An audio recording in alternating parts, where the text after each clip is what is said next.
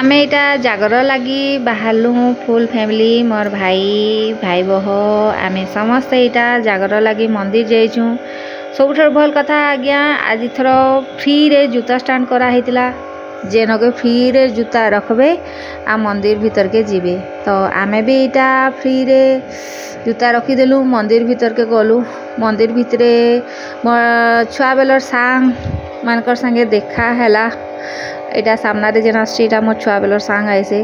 तो मंदिर भितरे अनेक श्रद्धालु दीप जाली थिले जेनटा के देखिकिरी बहुत ही खुशी लागुथिला। आमे चारिआडे जगह खुजलु आज्ञा किंतु जगह टोटाल ही नहीं मिलला दीप जलवार लागी। तो मंदिर भितरे ही ठाकुरंकर लागी दीप जाली देलु आउ जे आमे घर के पले आइलु। फिर भी आपन किसीटा फुटेज देखुन मंदिर भितरटा गुटे जिनस तो आज्ञा इटा जेहेतु माने टेक्नोलोजी रो जुग तो लुक भक्ति भाव रे भी आसुछन वीडियो करबार लगी भी आसुछन।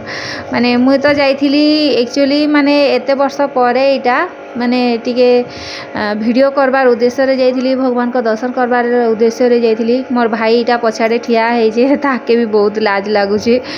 मु बाध्य कली एंदी हाय कहूचे ताके लाज किंतु बहुत कैमरा फेस करिवो नाही से। तो आपण माने देखि पारथुबे जे केते श्रद्धालु जाइछन। माने इटा आमे सुवर्ण मेरु मंदिर रे अछु आउ छुआ बेले माँ बापा को संगे जाउथिली मंदिर किंतु जेहेतु आमर घरटा बहुत दूर आसे सुवर्ण मेरु मंदिर रु। तो इटा बहुत दूर रु आस्तिले लोक माने मुई भी आस्तिली भगवान को दर्शन माने आज कहबा को गले दिन आग 3-4 थर मंदिर जाइथिली।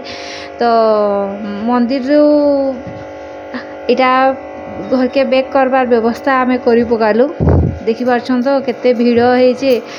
आमे भीड़ रे जाई कि भगवान को दर्शन भी सुरखुर रे हे गला आउ गोटे पॉजिटिव एनर्जी आज्ञा समस्ते केते ना केते मानसिक नेकी आसन दीप जालबार लगी। तो मुई भी जाइथिली आपण माने भी तो देखि पारथुबे बहुतटे लोक सुवर्ण मेरु मंदिर रे भगवान करू समस्त मनोवांछा पूर्ण हो। मते बेसी खुशी लागला ए जन कीर्तन करूछन ई जन भक्ति भाव कीर्तनटा ना राति जाक चलथिला जेनटा के देखिकिरी बहुत ही खुशी लागला। आज्ञा आपण भी निजे देखि पारथुबे आजकल तो कीर्तन बोले भेसड़िया कर देलेन किंतु आमर इन कीर्तन भेसड़िया नाई से आज्ञा जहीं बुली आसबे किंतु बढ़िया लागुला कीर्तन। लास्ट जगन्नाथ दर्शन कली आउ करिकिरी आज्ञा घर के मुई बैक कली। तो आपन को जदि मोरे मिनी ब्लॉगटा जदि भल लगी ताहले निहाती शेयर करबे। जय जगन्नाथ। ई शिवरात्रि रे समस्तंकर मनोवांछा पूर्ण हो जाऊ। मत तो कीर्तन देखिकी आज्ञा बहुत ही खुशी लगुचे। माने केते सुंदर से माने हरे कृष्ण हरे राम माने समस्त कहूछन।